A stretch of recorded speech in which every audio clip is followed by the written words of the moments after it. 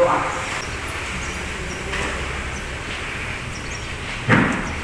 Teman-teman, sebelum kita membuka kegiatan belajar mengajar di hari ini, mari kita berdoa. Sebelum kita berdoa, mari kita membuka kegiatan dari minum ceria, membaca firman Tuhan, bersyukur kepada Tuhan.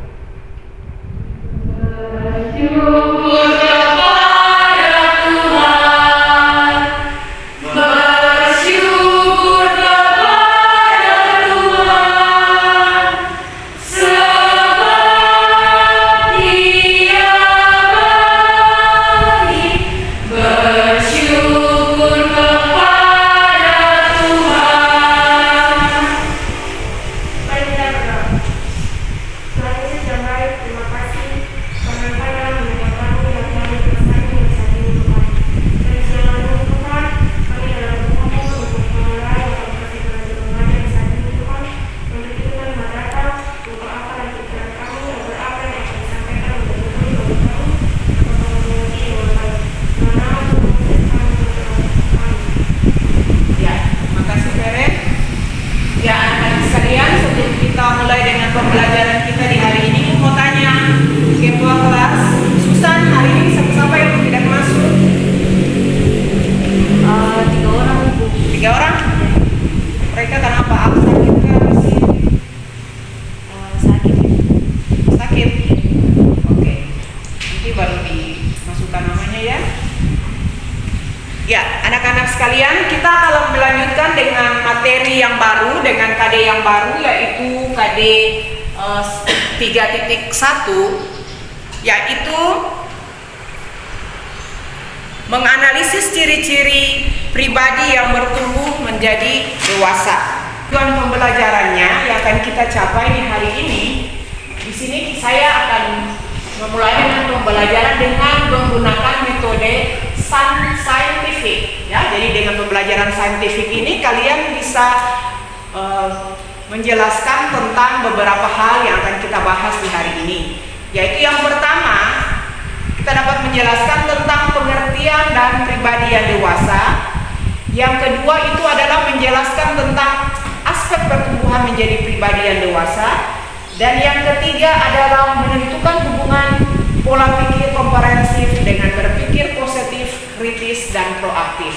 Ya, jadi anak-anak sekalian, materi pembelajarannya itu nanti Ibu kirim di grup ya, CGR kalian, nanti untuk dimasukkan sebagai catatan. Jadi semua perlu hanya memperhatikan saja, jangan ada yang catat-catat lagi. Ya, anak-anak sekalian, indikator yang akan kita capai di hari ini yaitu yang pertama adalah menjelaskan tentang pengertian dari pribadi dewasa itu sendiri. Yang kedua, menjelaskan aspek pertumbuhan menjadi pribadi yang dewasa. Dan yang ketiga itu adalah menentukan hubungan pola pikir komprehensif dengan cara berpikir positif, kritis, dan proaktif. Ya, jadi anak-anak sekalian, setiap pembelajaran agama Kristen otomatis memiliki pandangan atau referensi dari Alkitab. Betul atau tidak? Ya, karena kita belajar tentang ajaran agama, otomatis di dalam agama Kristen otomatis di dalamnya harus mempedomani firman Tuhan sebagai dasar atau landasan di dalam pembelajaran kita itu. Ya, jadi referensi Alkitab itu sesuai dengan pembelajaran yang nanti akan juga kita bahas atau nanti kita akan baca bersama sebentar nanti di pembahasan materi ajaran. Ya. Jadi dengan ada referensi Alkitab, ada beberapa itu, nanti ada tambahannya juga saat pembahasan nanti. Ya, anak-anak sekalian, maka karena hari ini yang saya persiapkan itu adalah diskusi. Sebelum saya menjelaskan, saya ingin tahu sampai di mana kesiapan kalian untuk masuk dengan pelajaran hari ini. Karena minggu lalu saya sudah bilang untuk kalian baca-baca toh?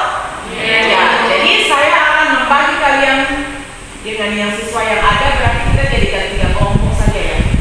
Ya, kelompok 1 di bagian yang ujung sampai di belakang sampai di siapa? Anggi. Ya, yang kelompok 2 dengan mereka di sini dan kelompok 3 sampai di Susan dan Michelle. Oke?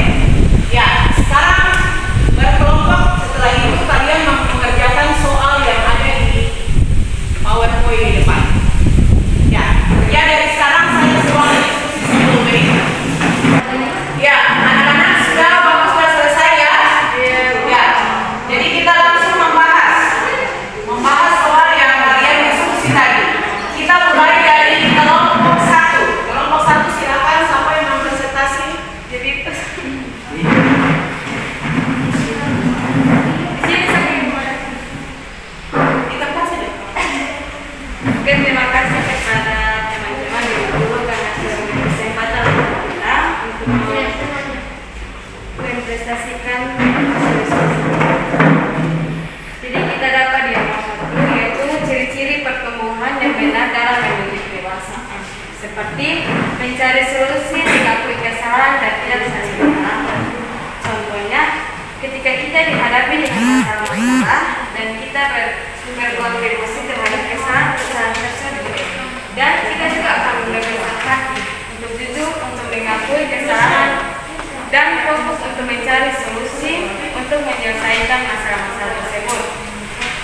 Kita tidak akan berusaha mencari kambing hitam untuk disalahkan karena buat kita kesalahan itu merupakan pembelajaran buat kita. Oke, kita berikan tepuk tangan. Sekarang kita mendengar hasil diskusi dari kelompok 2. Dari kelompok 2 dipersilakan. Terima kasih atas kesempatan yang diberikan. Soal dari kelompok kami dengan hasil diskusinya adalah ciri-ciri pertumbuhan yang tidak sesuai dengan kedewasaan. Yang pertama, malas beribadah. Yang kedua, sering berkata kotor. Yang ketiga, tidak bertanggung jawab. Dan yang keempat, tidak sportif. Yang pertama adalah malas beribadah. Contohnya seperti kalau misalnya ada ibadah dan dibantu oleh bunyi lonceng, kami membacanya dan tidak tertidur. Yang kedua, sering berkata kotor. Itu terjadi ketika kita tidak pandai mengontrol emosi, sehingga kesalahan kecil pun kita mengeluarkan kata kotor. Yang kedua, sering berkata kotor. Itu terjadi ketika kita tidak pandai mengontrol emosi, sehingga kesalahan kecil pun kita mengeluarkan kata kotor. Yang ketiga, tidak bertanggung jawab. Contohnya seperti kalau bu guru memberikan tugas bagi kamu tidak mengerjakannya. Yang keempat, tidak sportif.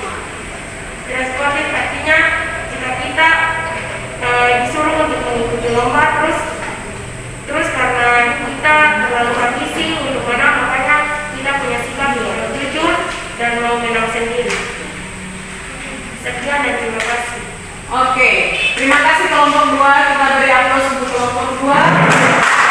Kita mendengar dari kelompok 3, kelompok yang terakhir.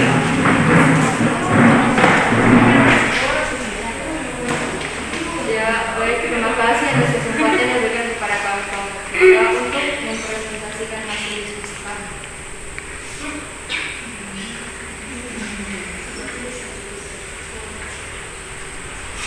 Soal pandangan salah satu Alkitab tentang pribadi yang dewasa.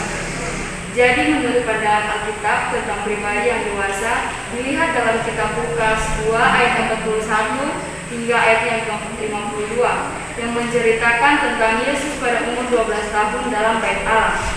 Dalam Lukas 2 ayat 52 dikatakan, dan Yesus makin bertambah besar dan bertambah hikmatnya dan besarnya dan makin dikasihi oleh Allah dan manusia. Dari Lukas 2 ayat yang 41 sampai yang ke-52 kita dapat melihat 3 aspek. Aspek yang pertama yakni makin bertambah besar atau tumbuh secara fisik. Pada ayat yang ke-42 Lukas menceritakan Yesus berumur 12 tahun. Dan aspek yang kedua yakni makin bertambah hikmat, artinya tumbuh secara mental. Takut akan Tuhan adalah pertumbuhan hikmat. Aspek yang ketiga, makin dikasihi atau disukai Tuhan dan manusia. Artinya dapat bertumbuh secara sosial. Terima kasih. Oke, terima kasih untuk jawaban yang sangat bagus dari kelompok 3. Kita berikan aplaus. Ya, jadi anak-anak sekalian, terima kasih untuk hasil diskusinya. Ya, jadi dari situ, dari apa yang kalian bahas atau kalian jawab itu, Ibu sudah bisa menarik kesimpulan bahwa ternyata kalian sudah mulai mempersiapkan diri. Jadi sudah mulai belajar dari rumah mempersiapkan diri sebelum kita masuk kepada materi ini. Ya, jadi di situ tadi kalian sudah bisa memberikan contoh tentang pertumbuhan menjadi pribadi yang dewasa yang secara benar, atau yang positif yang bagaimana, yang negatif dan bagaimana, toh? Dan contoh-contoh perbandingan dengan cerita tentang yang di Alkitab seperti cetakan Yesus itu dalam pertumbuhan pertumbuhan dari anak-anak sampai menjadi kedewasaan itu seperti bagaimana. Toh? Ya, jadi dengan demikian maka Ibu berpikir kalian sudah memiliki pandangan sesuai dengan materi yang akan kita bahas di hari ini. Nah, dengan demikian mari kita lihat bersama-sama yang akan kita bahas di hari ini. Ya, jadi berbicara tentang pertumbuhan pribadi dewasa itu adalah pertumbuhan kedewasaan manusia yang ditinjau dari semua aspek, ya. Jadi bukan ditinjau hanya kita lihat dari satu aspek saja, misalnya pertumbuhan dari fisik saja, tapi kita melihat dari semua aspek, ya, atau aspek-aspek yang lain. Dan kita lihat di sini aspek-aspek pertumbuhan pribadi dewasa itu ada berapa aspek? Itu dia dari bentuk fisik, ya. Jadi contohnya pasti kalian sudah tahu. Saya bisa kasih contoh. Lihat dari fisik seperti apa? Tinggi badan, berat badan. Jadi perubahan-perubahan yang terjadi, ya, apalagi perubahan yang terjadi pada pertumbuhan seorang remaja menuju kedewasaan itu dengan dia punya ciri-ciri seperti ada apa? Kalau yang laki-laki ada apa? Perubahan suara. Ya, perubahan pada pita suara karena ada jantung. Ya, apalagi? Banyak kan? Ya, adanya tumbuh kecil pada organ-organ tertentu. Yang pria mengalami mimpi basah. Yang wanita itu adanya menstruasi. Banyak hal yang terjadi di dalam pertumbuhan fisik kita itu berangsur bertumbuh dari seorang remaja menuju ke kedewasaan. Betul atau tidak? Betul. Ya, itu kita lihat dari bentuk fisik. Jadi gue pikir semua sudah besar, ya. Jadi kalian ini sudah dewasa atau belum? Sudah. Kak, Ini remaja atau dewasa? kalian ada sekalian, jadi itu merupakan perubahan fisik dari seorang remaja menuju kedewasaan. Ya. Jadi kalian ini sebenarnya sudah dewasa atau masih remaja? Masih remaja. Masih remaja karena masih kelas 1 SMA. Oh? Masih umur masih 14-15 tahun. Ya, jadi dalam proses ini kalian akan memasuki tahapan-tahapan perubahan-perubahan pada fisik dan yang lain-lain. Nah, ini yang kita lihat adalah perubahan fisik. Yang berikut itu adalah aspek intelektual atau berpikir. Ya, dibilang intelektual atau berpikir itu adalah pertumbuhan ke arah yang lebih maju atau yang lebih dewasa. Betul atau tidak? Betul. Jadi menjadi seorang dewasa itu otomatis dia sudah pikir anak-anak lagi. Oh, dia pasti sudah hari berpikirnya sudah lebih berkembang.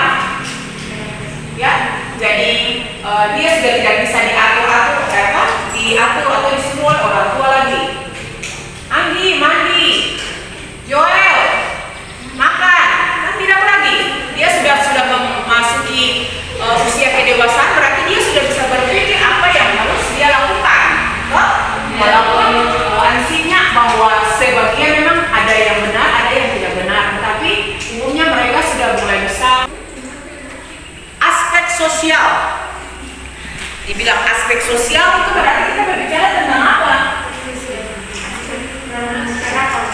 Ya, Mampu bersosialisasi dalam masyarakat. ya mampu harus bersosialisasi dengan lingkungan masyarakat. Bicara tentang sosial berarti berbicara tentang hubungan kita dengan orang lain yang ada di sekitar kita. Bagaimana komunitas kita hidup. Betul atau tidak? Betul. Ya, jadi bagaimana kita bersosialisasi dengan baik dan benar dan menempatkan diri kita sehingga tercipta hubungan yang harmonis dengan Setiap orang. setiap orang. Jadi setiap orang yang mana kita jumpai maupun yang ada di lingkungan di mana kita tinggal. Betul atau tidak? Betul. Ya, jadi dengan ciri-ciri pribadi dalam aspek sosial itu seperti yang ada di depan itu, yaitu ingin mengikuti gaya temannya, memiliki sopan santun atau tata krama, atau tidak tergantung kepada orang lain. Betul atau tidak? Betul.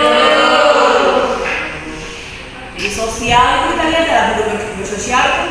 Ya sekarang ini lagi model baju apa? Pasti yang remaja menuju dewasa itu pasti sama model pakaiannya. Atau kasih? Ya, cara berpakaian lampunya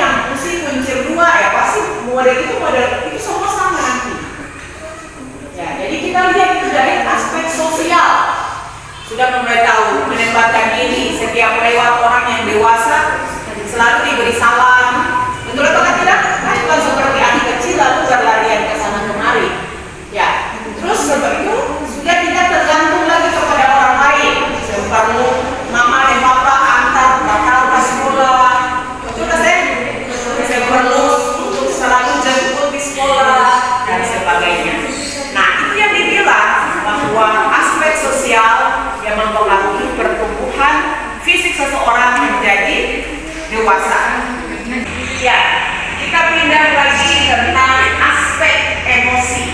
Tahu emosi? Tahu. Emosi itu apa? Marah-marah. Siapa yang bilang suka marah-marah di mana? Ya, Bukan cuma marah. Bisa menangis, bisa sedih.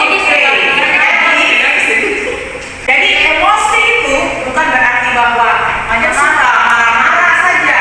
Terus kita orang bilang aku suka rusuh. Bukan. Tapi emosi itu adalah menunjukkan sikap kita, menunjukkan sikap atau perasaan kita.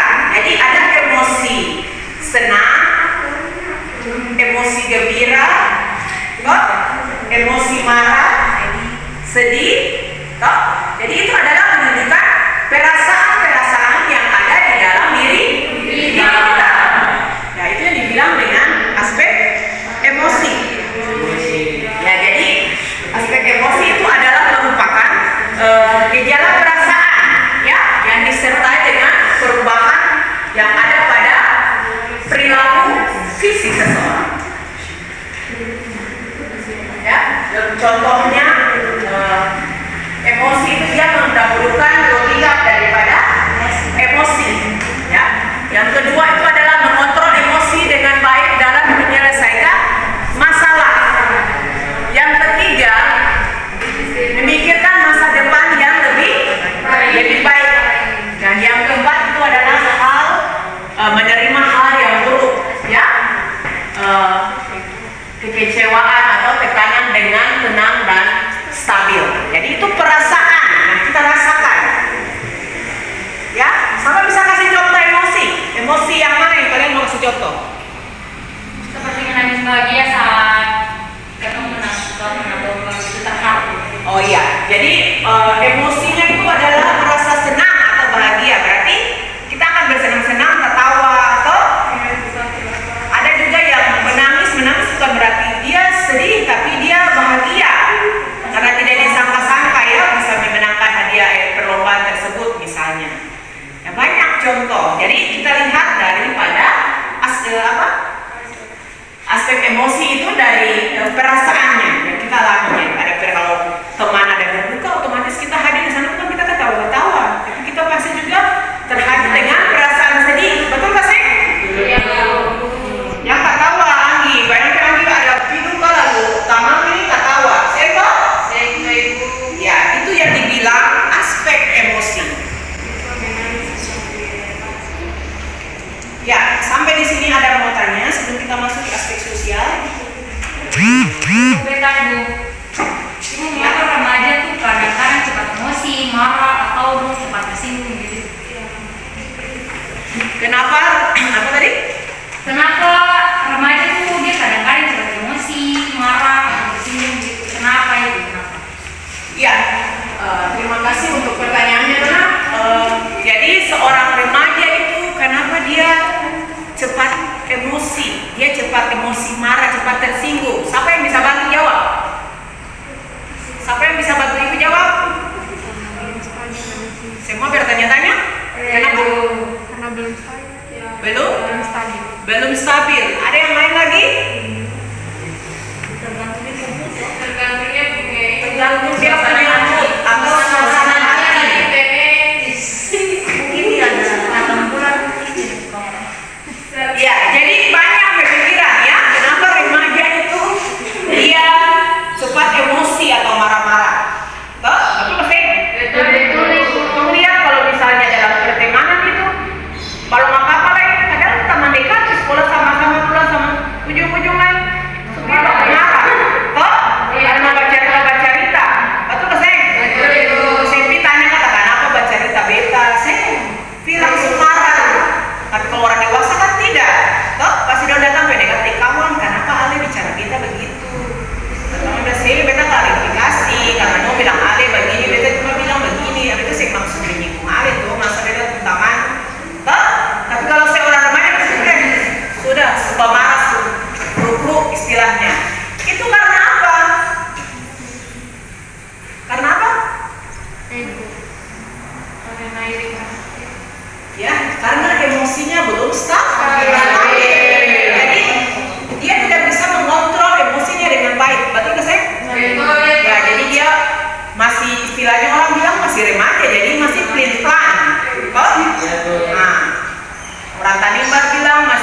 plan, masih bergoyang-bergoyang begitu. Jadi masih kayak kanak-kanakan separuh, mau ke dewasaan baru. Toh?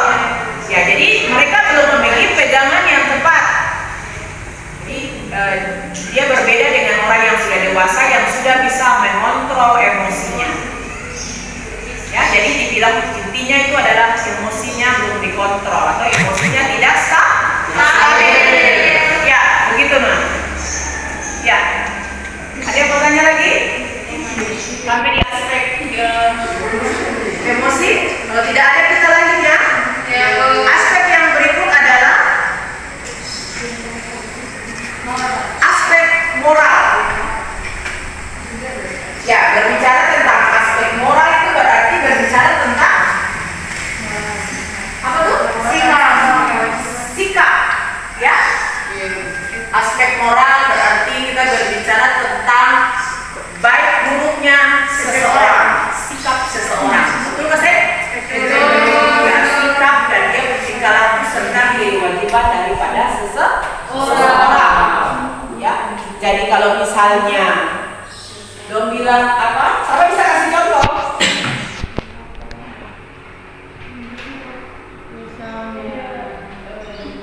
Kamu bisa kasih contoh?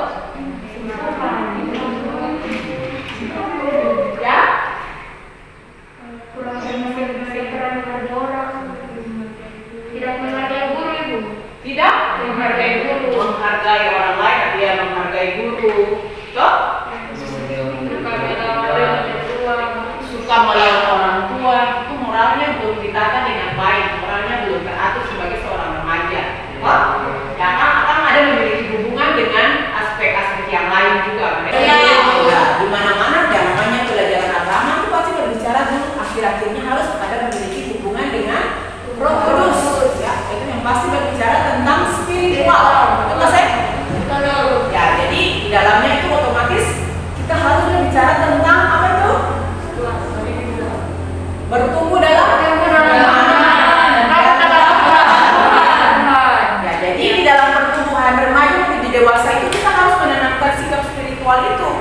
Jadi sikap spiritual itu dia ada dua itu, yaitu bertumbuh dalam iman dan bagaimana seorang remaja itu harus takut dan taat kepada Tuhan. Betul atau tidak? Siapa yang di sini sudah melaksanakan hal demikian? Belum itu. Tapi ada sebagian sudah tahu? Ya, itu pertanda bahwa kalian sudah mulai bisa berpikir mana yang baik dan mana yang tidak baik. Ya, tinggal ada pembenahan sedikit-sedikit untuk menuju kedewasaan saja. Betul atau tidak? Ya. Ya, jadi ibu kira itu adalah merupakan aspek-aspek tentang pertumbuhan remaja menuju kepada kedewasaan.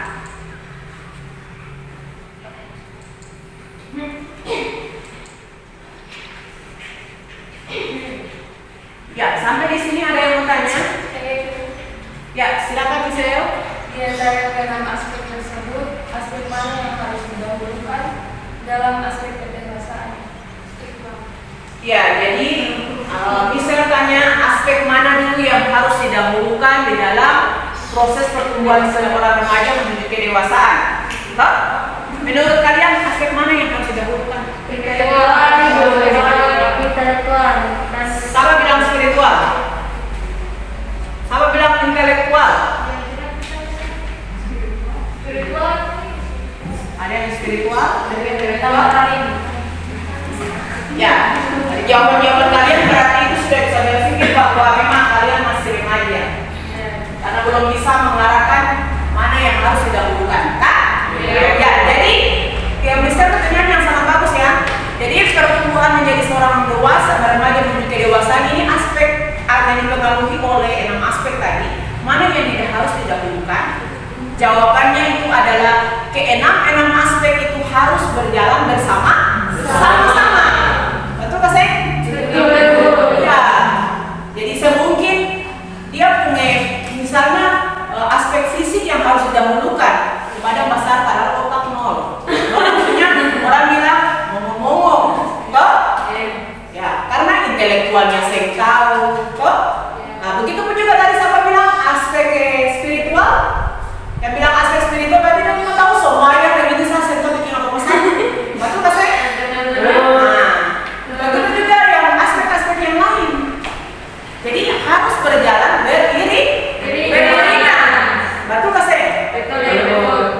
satu dia punya aspek wajah sendiri dan lain lalu bagaimana? Nanti orang bilang yang kayak orang-orang video itu pak video terus itu karena hanya berjalan aspek yang lain tidak mendukung, betul kan? Nah jadi sekali lagi aku bilang misalnya dan yang lain-lain juga bahwa aspek yang menentukan untuk pertumbuhan remaja menuju dewasa itu adalah keenam aspek itu harus saling potong-menopang dengan satu yang lainnya untuk proses dari seorang remaja menuju kedewasaan. Ya, sampai di situ ada yang mau tanya lagi?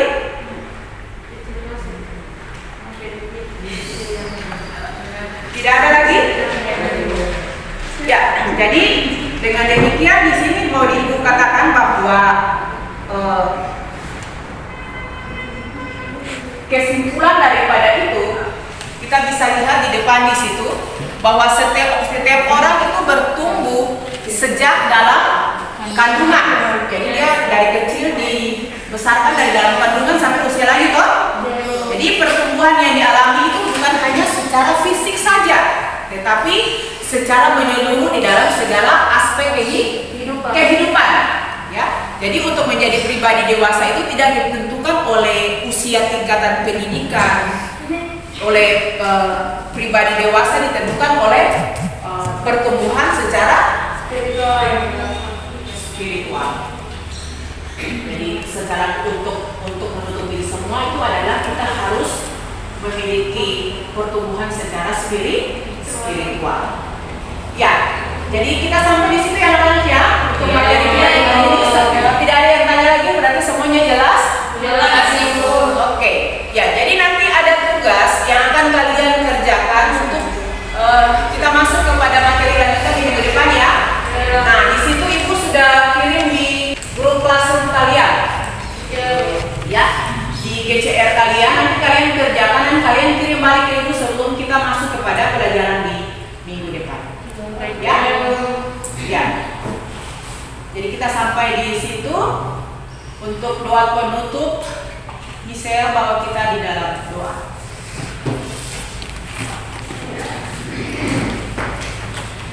Teman-teman yang Ibu Guru, mari kita berdoa. Terima kasih Tuhan Yesus karena sudah belajar tentang hidup kami dari awal belajar pertengahan hingga akhir bisa berjalan dengan baik.